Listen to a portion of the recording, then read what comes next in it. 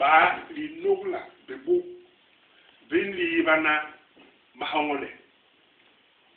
dilla kobol li nogla bu ni ka le hala anda nene ni li ke hop longe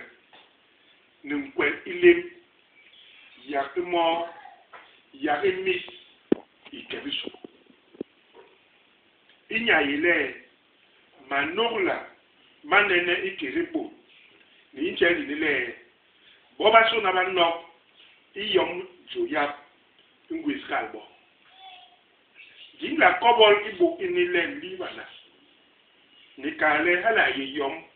iye kora jamlin king ha bo ikebiso John imura imaliga ayengle mahongol mahigimu maki ha ni nogla bu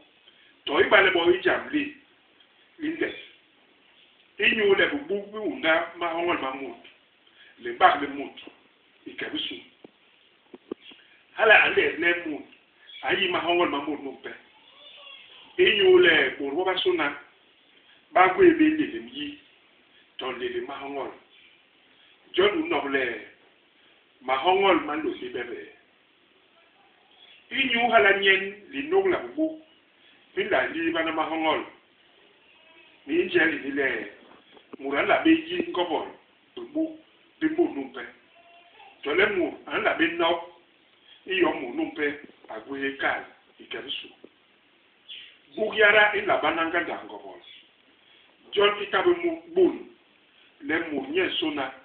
an la yi ngada ngobol ingim li nogla bu